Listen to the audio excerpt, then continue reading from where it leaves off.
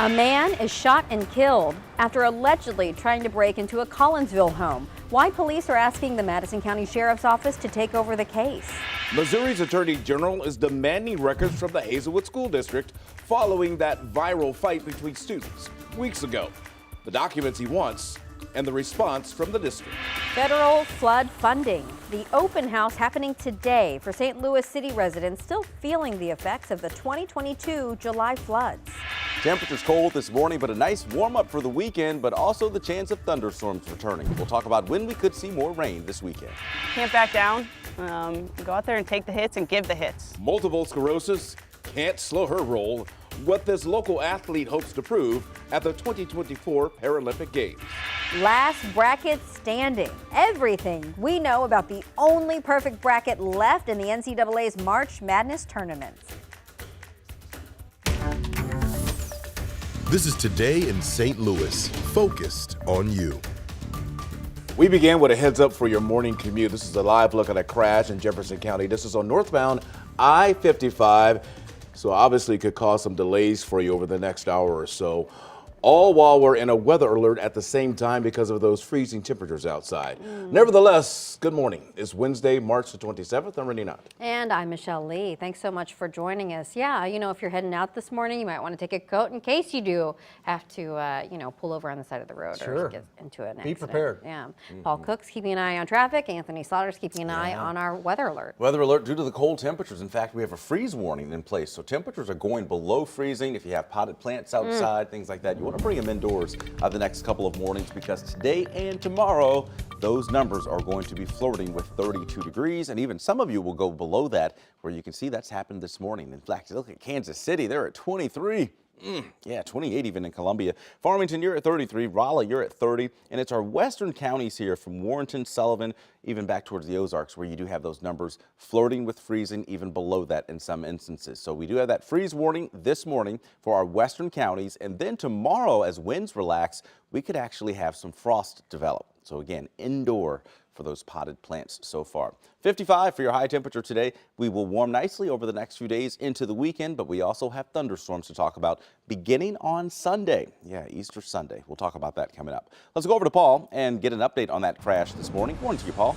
Good morning, Anthony. Yes, a crash here in Barnhart. I've got some ideas for you around it as well. The MoDOT crews are working with the camera trying to find the delays. Now, I've seen two different accidents here. 55 at M. You can see a lot of flashing lights, and sometimes accidents are contagious, right? So we want to make sure you get around this, and the way to do that, 6167, US 6167, the road that runs a little bit here to the right on your screen is the way around it. We are seeing delays back to Stahl. That's S-T-A-H-L Road. So just be careful. That's our only big delay of the morning, guys. Right now, our newsroom is working to learn more about a domestic disturbance that left one man dead in South City last night. It happened around 11:30 on Dakota Street between Virginia and South Compton Avenues. No word right now on a motive or if police have made any arrest. Also developing this morning, another man is dead following a shooting last night in Collinsville. Megan Kernan is joining us live in Edwardsville with what happened. Good morning, Megan. Good morning, Michelle and Rennie. Collinsville police have turned over this case to the Madison County Sheriff's Office here in Edwardsville. Investigators say a man was shot and killed while attempting to break into a Collinsville home last night. Now, it happened around 6 p.m. According to initial police reports, the man was trying to break into a home on St. Louis Road when the homeowner shot him. Responding Collinsville officers found the man wounded on the front porch and gave him aid until the EMS took over. The man died at the scene. The Madison County Sheriff's Office is taking over the investigation because a family member of the homeowner is a part-time Collinsville Police Department employee. Now, investigators say the homeowner is cooperating fully with police. As always, we'll continue to keep you updated on this investigation as we learn more about the shooting. Reporting live in Edwardsville, Megan Kernan, 5 on your side. Thank you, Megan. This morning, the trial continues for a Maryland Heights man accused of killing a St. Charles County woman nearly a year ago. Joseph Dessois is accused of sexually assaulting Jackie Mitchell. Prosecutors told jurors he gave her fentanyl and she died of an overdose. His defense team says he panicked when he woke up the next morning and found her dead. He had allegedly kept her body in the apartment for days. The trial is expected to last through the week. Well, right now, Missouri Attorney General Andrew Bailey is demanding the Hazelwood School District turn over records related to its diversity, equity, and inclusion programs. He says the district has 11 hours to turn in those documents. Now, Sydney Stallworth is live in Florissant this morning with what's behind this move by the AG and also how the district is responding. Michelle, that's right. This is all related to that viral fight between two Hazelwood East students weeks ago near the campus. AG Bailey is claiming that the district's diversity, equity, and inclusion policy is connected to this fight, and he's demanding the district's DEI documents by 5 p.m. today, but the district is pushing back on this.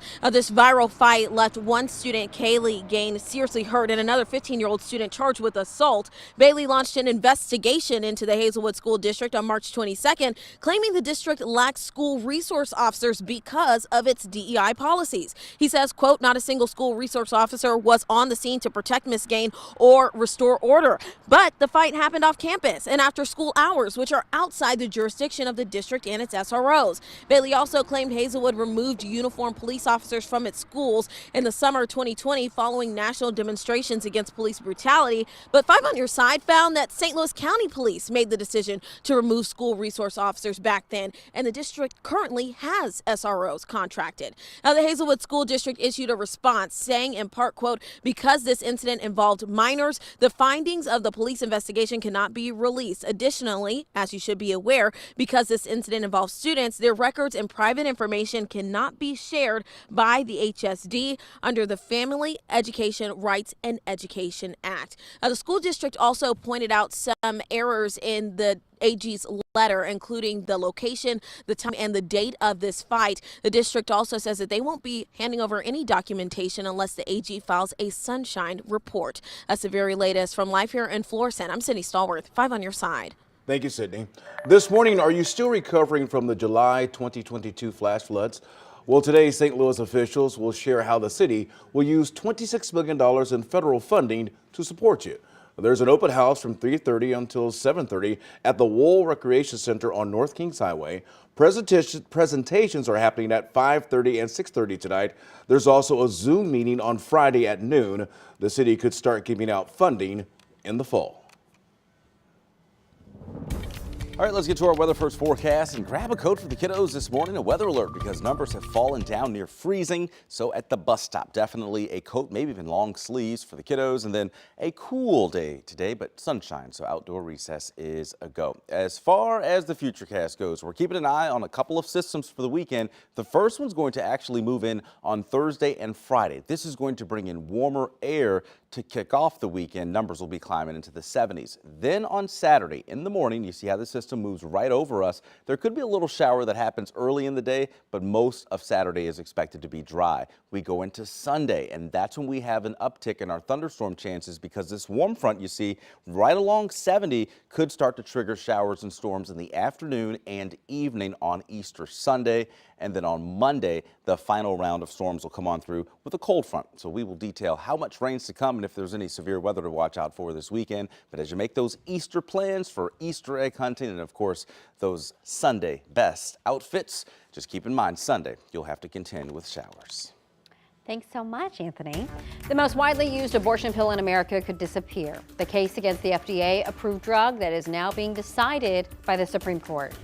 New allegations against TikTok. New investigation launched by the FTC. The NFL taking a page out of the XFL's book. The major change you're going to see in the field this football season.